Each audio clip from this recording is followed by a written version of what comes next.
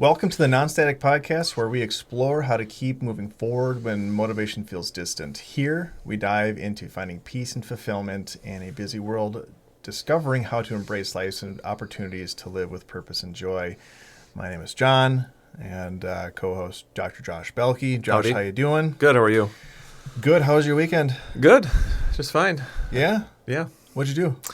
I was at a basketball tournament on Saturday. Nice. The old team went Nice. 2-1, so it was fun. It was my ninth grader that was in a tournament, so a freshman tournament. Very cool. And that team always has a special place in my heart because I coached them from third grade through eighth grade for traveling ball, so it's always fun to go see them succeed. So this is you're putting your whole all your energies, all your emotions, and all your sanity in this. You're going to take them all the way. They're going to go all the way, right? I hope so. State. I hope so. It's not in my hands anymore. Although it's interesting. College, and they're all going to be NBA stars. Yeah. That's that's what I hang my hat on. Is they're all going to the NBA? I say not really. It kind of feels like some high school coaches can be like that, but right. It's kind of funny. Right. Anyways, although I would say ever since I haven't been coaching them, they've actually been more successful. So I'm not really sure what that means. So anyway, you set them up for a good foundation of success. Maybe we'll see.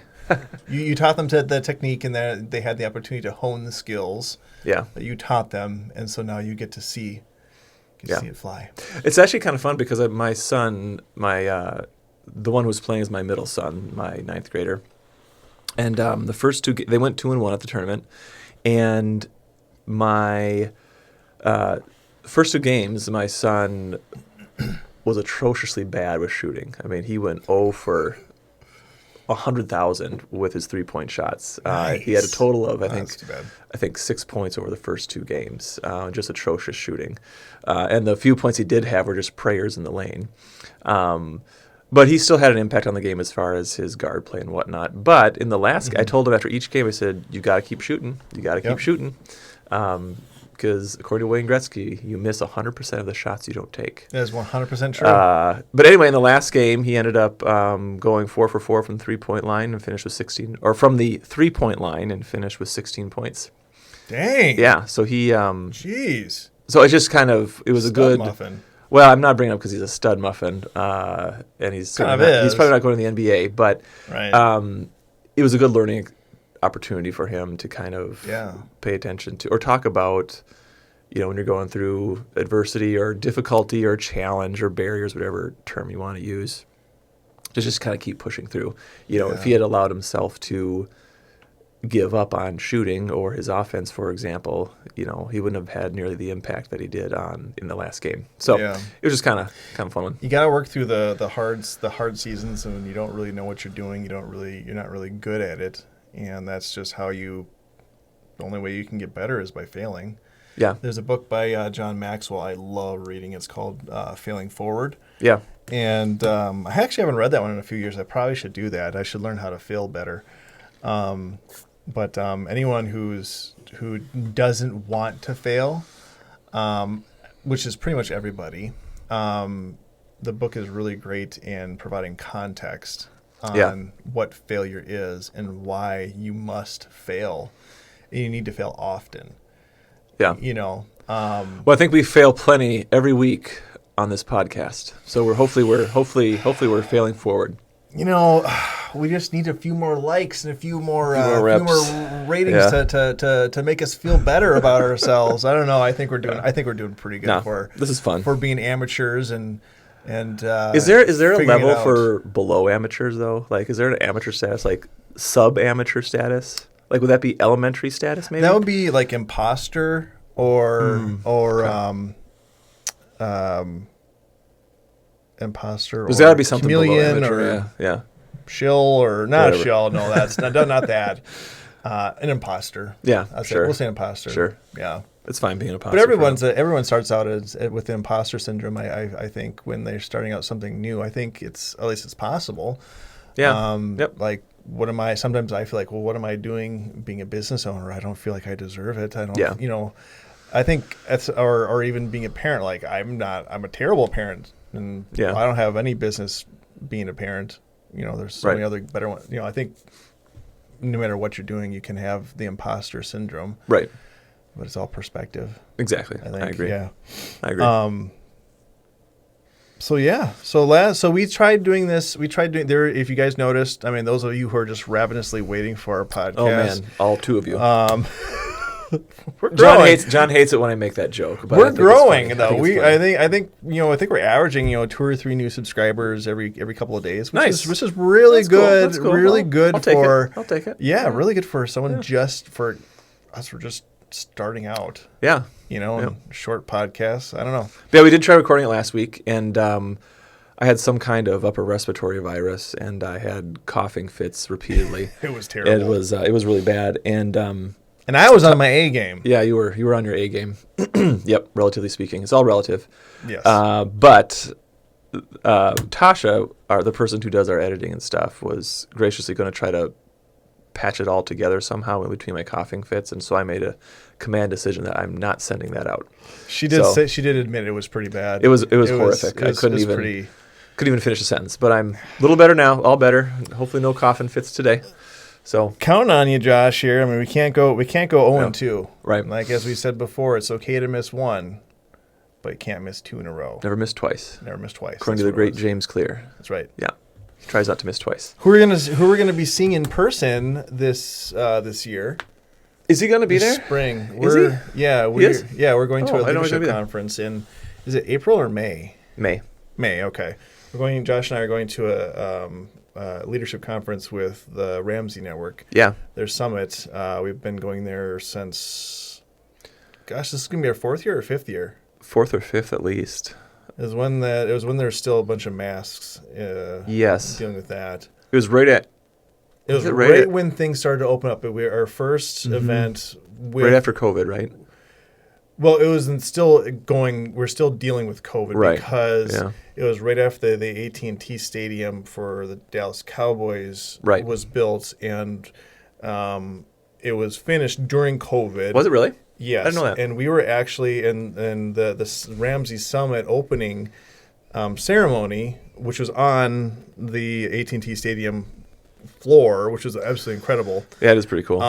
We were the very first event at that stadium. Wow, I had no idea. Yeah, I did not know that. They couldn't even get the credit card machines to work for the beer sales and all that stuff.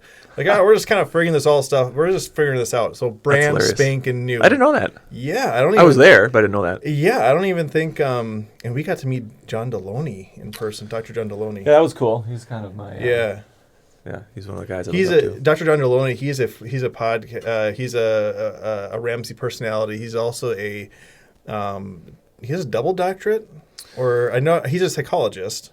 No, he's not a psychologist. He's got a couple of PhDs. I forget what his first one is, but he went on and got a PhD in counseling. So no, he's not a psychologist. Actually, he's not licensed, but he does have a lot of good things to say about mental health. Yeah, you don't need to be licensed to have a good impact. No. But yeah, so it was really cool to see him, and he's one of the top lifestyle health mental health I'd say podcasts in the nation. So check him out. He's really good stuff. Really, he's kind of like a Dr. Laura, except a lot kinder. Yeah. For those of you that don't know, Dr. Laura Schlesinger is she's a licensed mental health therapist. I think she's a marriage and family therapist, and man, she's a little abrasive with people. She's got no time for anybody. Yeah, she got no time for nobody. And no guff from anybody. Oh my gosh! Yeah, enough of that rambling. Yeah. So when we attended this last week, it was around the time of the new year. Yep. And the article I sent out was actually on the 2nd of January, and it was about the hills we die on. And so usually people expect a lot of articles about goals and how to set goals and whatever else, but I kind of took a different take on it. And I kind of focus on what kind of hills are we going to die on over the next year. And so that's kind of what we were starting to talk about until I had my coughing fits. And until we had to stop. Now we're re-recording. Right. So, but it kind of comes from, this was probably in November. So I heard this song by an artist called... that calls himself Mountain Boy, and as you might surmise, it's a folksy tune. I listen to a lot of acoustic music, But I do have a broad taste in music. Every once in a while, I hear some lo-fi jazz coming from your office. And Yeah. This reminds me of this is a squirrel moment. Yeah. Reminds me of the Ponderosa days and Oh my and gosh. the Bonanza days. Remember those? The restaurants? Those restaurants? Yes. Yeah. Oh, yeah. they were so good. I mean, We thought they were so good. We thought they were. Who knows? Maybe they were good. All we got was the salad bar. Have you ever looked up those? Every once in a while, talking about going down a rabbit hole or a squirrel moment. Every once in a while, I'll go on YouTube and look up all the old time commercials from when I was a kid. And I looked up the one for the Ponderosa restaurant one time. You could get the buffet was $2.99 back then. Shut up. Which was probably very expensive, but $2.99 back in the early. You found the commercials for that? I did. I'll send them to you. Oh, you should do that. Yeah. I would love to see that. I've been looking for years on finding videos, or not even videos, but like pictures of Circus. Remember Circus? Well, that was a one-off restaurant. So that was actually a chain? franchise. Yes, it was a chain with all the animatronics and the arcade and whatnot. Yeah, definitely Five Nights at Freddy's type of a vibe. Cheap pizza and arcade tokens, and it doesn't get much better than that. Oh my gosh, yeah! And to me, this was in Burnsville, Minnesota, and I think we would maybe go like once every other year, or something like that, and we'd have like maybe $2 worth of tokens, and it was so magical for me there. But like, I would love to see what it looks like, what it really looked like, and then I could have some perspective of like, man, when we were kids, we think things are just these glorious things. Well, if you want to see what it looks like, all you got to do is just play Five Nights at Freddy's. Okay. Download from the App Store. Download Five Nights at Freddy's, and you'll learn. You'll learn what Circus was really like. I always thought like the bear. One last thing, there's like a white bear, like a polar bear. Yeah, polar bear sitting on a surfboard. I always thought he was wearing with a diaper. Board shorts. I always thought he was wearing a diaper, like he had to go to the bathroom or something like that, because he always had this weird look on his face, like. Well, anyways.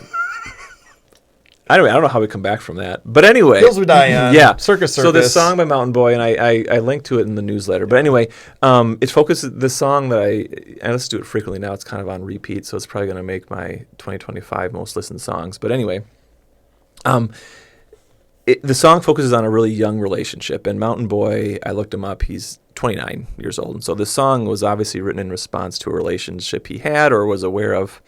And it talks about how the first verse talks about how the couple is really headstrong in the relationship about various things. And that the idea about being headstrong then leads into a chorus that literally states, every hill you climb is not a hill to die on. The translation to that figure of speech is, not every argument you have is one that you have to win, is the way I took it. But that's kind of where I wanted to park that week with that newsletter was, not every hill we climb on is one that we have to die on. Mm-hmm. Not every conflict we have is one that we have to win. Not every problem that we have to solve is one that we have to come out on top with or on top of, regardless of the context. And I think sometimes, whether it's our competitive nature or just our desire to get ahead in life, mm-hmm. We kind of forget that, we don't have to win at every single juncture in our lives. Yeah, but what if you're right? What if you're always right? If you're always right, well, then we're talking about a narcissist, I guess. But so you're saying that even though if I'm in an argument and I know that I'm right, maybe I'm not necessarily right? What I would say is it takes two people to argue. Yeah.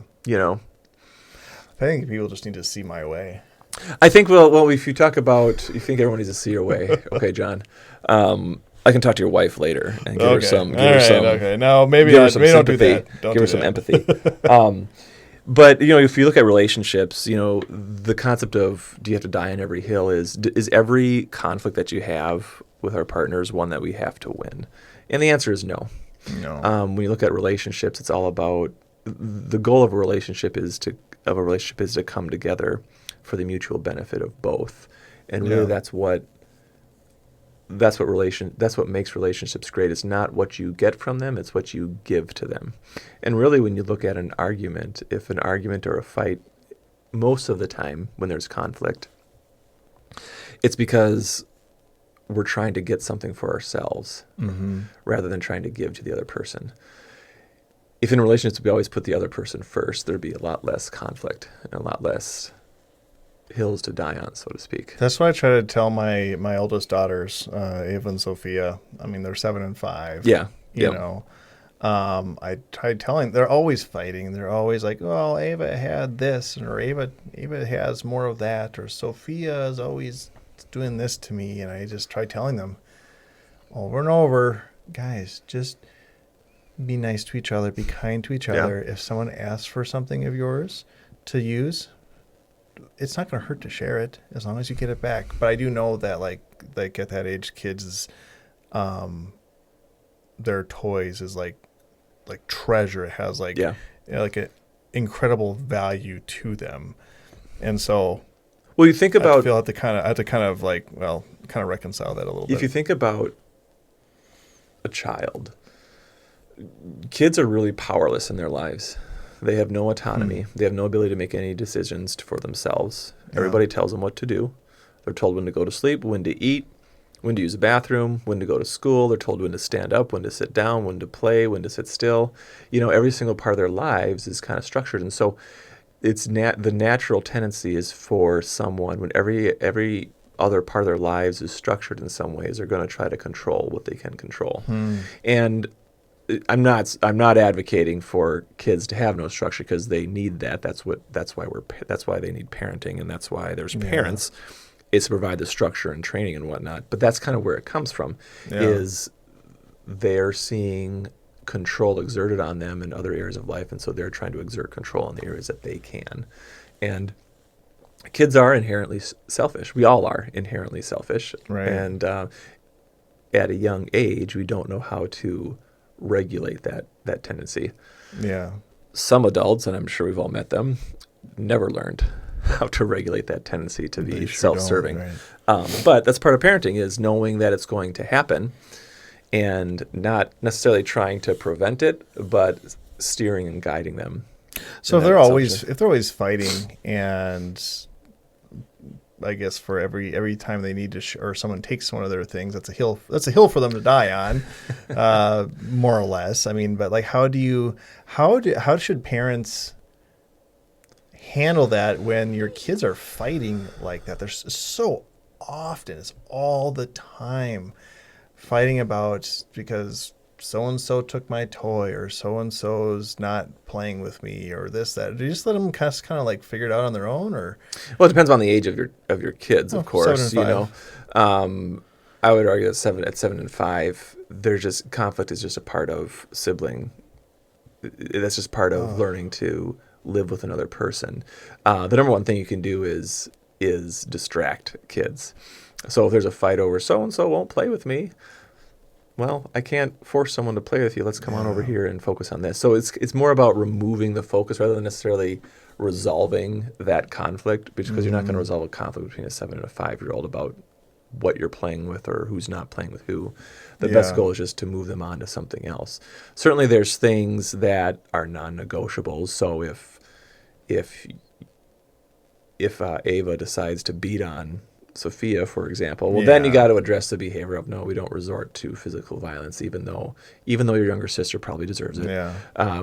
We don't hit people. That's different than so-and-so won't share, or so-and-so won't play with me, that kind of thing. Distraction is usually the better thing. And that's kind of where we get back to, what is a hill to die on? Like, could you make an issue out of forcing someone to play with another person? Yeah, you sure could. But is that the battle you're going to pick with your young kids, knowing that kids are irrational up until they get to approximately the age of 30. And at that point, they realize the wrongs they have done to their parents, and they're like, oh, that's why all of us, when we get to be adults, at least most of us, realize, oh yeah, I guess my parents were kind of right, and now I know what it was like. We all have an epiphany. It's like humans always go through that. It's like, oh God, now I see what they were talking about. Can you imagine what would happen if like one generation saw what the parents were instilling on their kids, on them, and then there's like, okay, you know what? We get this. That's not how human development works. But wouldn't that be amazing? Like, what would happen? Like, well, first, if that were to happen, that'd mean we're robots. and human beings are created for independent thought and the ability to make decisions. And so we're not robots. And so that's why you have that conflict, because what's going on when a child is reacting to their authority figure, their parents or their teacher or whatever, they're trying to make sense of, this person is telling me what to do. My internal self is telling me I want to do something else. And how do I manage that ongoing conflict? And that's a conflict we always have. We're always told to do things that we necessarily don't want to do. Right. I'm late for work. I want to drive fast to get to work on time. However, the law is telling me that I cannot drive 85 miles an hour in a 55 mile an hour speed zone. That's considered reckless driving. So how do I manage that conflict between what I want to do and what society is telling me to do? Right. And it's a similar concept, obviously, in a more grown-up form. But that's really what we're teaching our kids is how do you manage your own internal wants and desires with what is healthy and what is the right thing to do. I've noticed that this might be another diversion or whatever, or a little detour. Mm-hmm. It seems like, I don't always want to bring up social media, but it seems like when I love watching a short video and then reading comments, because I love to hear what the other viewers are saying about a YouTube video, especially a political video or something like that, because I always want to get everyone's opinions. Sure. Everyone has a hill to die on online. Everyone, and they're willing to just drag other people down. They're just willing to hate on people if they don't see something exactly their way. They're not really hills to die on. It's just an outlet for people to feel like they're in control or something. So what's the deal with that? There's this thing on social media that emboldens people, and that's called the screen. Yeah. And that's a buffer between keyboard warriors. Yeah, that's a buffer between the person that's making the comment and the recipient of the comment, Yeah. And we've kind of you and I have had conflict over email before. Yes. And we have said things to each other that we probably wouldn't say sitting across the table right here, right? And so be more diplomatic. Right. And so there is something about even talking to someone verbally or being in person with someone that kind of puts a stronger filter in place. Whereas when we post online, the hills to die on are there is because really when you're posting something, you're not seeing it as a person there. You're just seeing it as an electronic thread of words. Mm-hmm. And so the connection with it is a lot different. When you're connecting to an electronic device rather than an actual person, it's much easier for people to spew the emotional content that comes to us. We all have those thoughts all the time. Those comments on there, it's interesting to read them because really what you're looking at is what's actually inside a person's head. We all have quick judgments on things, right? Right. And we all have these crazy thoughts that most of the time we don't want people to know, and so we filter them out. What's a thought that you have that you don't want people to know? Again, like I said, we all have those thoughts that we don't want people to know. But we moderate those thoughts and we take them captive before we put them out into the world most of the time. Yeah. But when you're online seeing people respond and post to things, they're responding emotionally because there's the initial perception is that there's really not a person there. Even though we know that there's an actual person behind a comment on social media, you're never going to see the experience is that our mind's experience is that there's nobody really there, so it's a lot easier to spew everything out. Do you think it's something? It's a God complex too. Like someone knows that they can ruin somebody else's life and it's not going to hurt them, because you see like let's just say there's an attractive girl or somebody or a guy and they're like, hey, I had this body transformation, or I come along with me as I lose 100 pounds or whatever, and they look great. But say, I've seen cases, I followed people that are extremely morbidly obese, and they've lost 200 plus pounds, and so they're so proud of who they've become and the hard work they've done, but they still have a lot of excess skin and stuff, and And then maybe they'll have plastic surgery to remove that extra skin, or maybe they won't. Mm-hmm. There's people there who are so proud of them, but then there's so many people who are just like wicked and cruel and just why were so many people online? Like, why would you want to hurt somebody in that way? And there seems like there's so many people who want to do that. Well, I couldn't really give you an answer to that. I just don't understand why people are so evil. It's more of a reflection on their own internal difficulties and sense of self-esteem, and it's kind of the like a jealousy thing. I don't know if it's a jealousy, maybe, but we've all heard it said that people that don't feel good about themselves project it outwards, because at the end of the day, you have to deal with yourself. And so I think a lot of that bullying and whatnot, bullying in general, you're talking about bullying is really what you're identifying. Yeah. And when somebody bullies another person, it's not because there's something so inherently wrong with the victim. It's because there's something going on with the person that's doing the bullying in the first place. Yeah.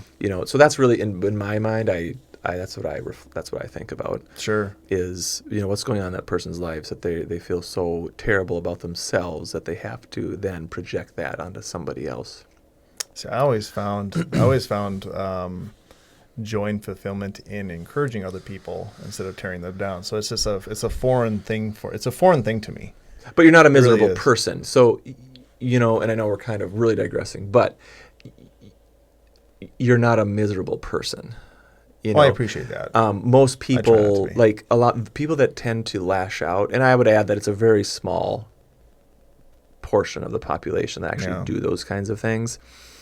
It seems like a lot on the internets, or on the internet, I should say. I like the internet. But the people that actually do that are very small. And usually the people that lash out, they really have an internal lack of self-esteem, lack of self-worth, or just self-loathing that comes out. It comes out sideways. Right. You never have a kid that goes to school and bullies other kids and then realize that they come from a completely normal, healthy home. Typically, there's something going on with that kid somewhere in their lives that is causing that kind of behavior to come out. I suppose every once in a while there's just a bad apple. Well, I don't know if it's a bad apple, but like we're products of our environment. Yeah. So there's things that are happening, whether it's trauma or significant family conflict, a broken home, for example, parental conflict, and that all comes out. And it goes into who we are as people and how we view the world. Right. And a lot of people, sadly and tragically, they view the world as a dangerous, unsafe place, and so they treat it as such. Right. So, kind of going back to the hills we die on, I think I would agree that there are definitely most hills are not ones worthy of dying on. Yeah. Compromise is key. Sure. Especially in committed relationships. But how does someone know if a hill that they're arguing on, a hill that they're putting their flag on, one that's non-negotiable, one that is a hill that they need, that like, hey, I'm going to die on this hill. Yeah. What do you have any examples of what that might be? Or I don't have examples, but I kind of have some things for people to consider. There's kind of three main areas. The first one is you have to assess the importance of the issue. So the issue that you're facing, the hill you're planning to die on, or the battle you're trying to pick with somebody, how important is the issue to you, and what is the underlying issue that you feel is important? And a lot of times, defining what that is and knowing what that is helps you make that determination. Is a conflict because you feel that what the other person is doing is genuinely wrong? Well, then you may have to follow through on that argument, so to speak. But is contrasted with, is what the person's doing is it just irritating you for whatever reason? That's not a morals or values issue. Now that's a you issue. Not meaning you specifically, but now it's a you issue. If it's something just that's irritating you and it's not necessarily inherently wrong or bad, It's a you issue, and that's something that you have to look internally on and decide why is this not triggering me, but why is this creating an issue internally for me? And because it creates an internal issue, does that mean I therefore need to fight it out? So there is one ridiculous thing. Do you have any ridiculous hills that you die on? Like just kind of like it's like not even like it's silly. It's silly, but like I can't get over this. I have one. What is your? You go here. You threw me in a spot too soon. Mine is people chewing with their mouth open or eating food loudly. I can't. It's like it's an uncontrollable anger. I know there's a term for it, but if I like that, I will. Like if I listen to, I hate listening to myself, but if I always listen to our podcast. So when I get to that part, I'm probably just gonna turn it down, or I'm just gonna want to shoot my radio, because I get an uncontrollable anger when I hear people chew with their mouth open. I don't know why. Let's talk about healthy communication. So in the Midwest, we just sit there and grit and bear it and white knuckle it through that, and we just kind of, something wrong? Oh no, everything's fine. The healthy communication would be like, Josh, shut your mouth. I know you're not doing this on purpose, but you need to know that I cannot, for whatever reason, I can't stand it when people smack their mouths when they eat. I don't know why. It's a me issue, but just would you mind being aware of that? I love that's called healthy communication, John. Not being annoyed and wanting to kill me with the lasers from your eyes as I'm chewing gum. So okay. So that's assessing the importance of the issue, and sometimes to your point, sometimes it's just a simple shut up constructive comment. Oh, okay. Constructive comment. Not shut your filthy mouth. Yeah. Yep. Okay. All right. Now, it'd be easier to do that with your wife rather than a random person behind you at a restaurant. It's going to be received very differently, and it's also in your approach. So, again, assess the importance of the issue before you. I kind of make a joke out of it, but it's. I was like, fine. Or my girls are like, they just don't. They don't get it. They don't get my pain. They don't get my anger. Because it's a you problem, it's not a them problem. It's a me problem. Yeah. So that the first one is assess the importance of the issue. So if there's a conflict, if there's a problem, what is the importance of it to you, mm-hmm. and not only to you, but to the people that it involves as a whole? That's the first important thing. The second piece to do is to evaluate the consequences of engaging somebody in that conflict. So, if somebody has a little idiosyncratic way of doing things, such as incidentally smacking their gum every once in a while, is it worth, what would be the consequences of the engagement? And what would be the consequences based on how you respond to it? If you respond in love and say it in a nice, calm way, rather than letting it build up inside and blow up at them, you're going to have two very different outcomes, right? And I'm not saying that we shouldn't engage in conflict. That's certainly not what I'm saying. But sometimes our approach to conflict also impacts things. So again, evaluate the consequences of what you're going to do, and just kind of know about it. And to kind of bring it to something else, I talk about, when I work with parents, I talk a lot about their kids is pick your battles with kids, and evaluate the consequences of your engagement. I run into this all the time with my youngest. He's at that age where he's starting to not tell me no, but starting to question why I'm asking him to do things. Better have an answer. Yeah. Just the other night, I said, "Hey, buddy, time to get your pajamas on." Well, I don't want to put my pajamas on. What? He's like, "Why do I?" He literally asked me, "Why do I need to put my pajamas on?" I'm like, because it's bedtime.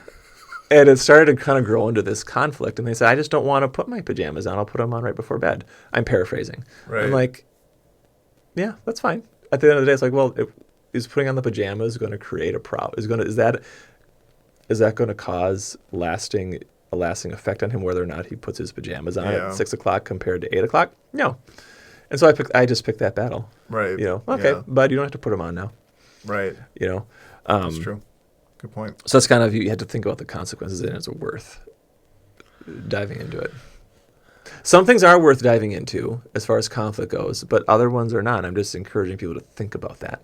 I will say, even though as silly as it may sound to you, I think there's a lot of people who would be willing to die on the hill about noisy eating. I don't know what it is. You're obsessed with noisy eating. I'm obsessed with it. I don't know why. I know a couple of good therapists that I can refer you to. Yeah. Because that's a little bit of an obsession of yours. It is. I would love to get over that because it just maybe I would think exposure therapy would help. I've tried that. Oh no.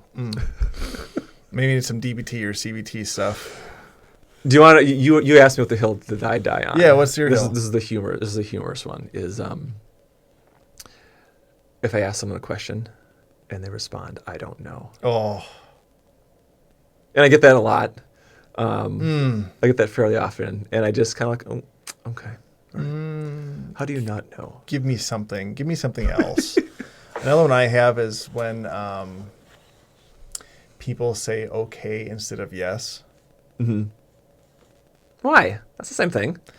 Because, it just seems non-committal. I don't know.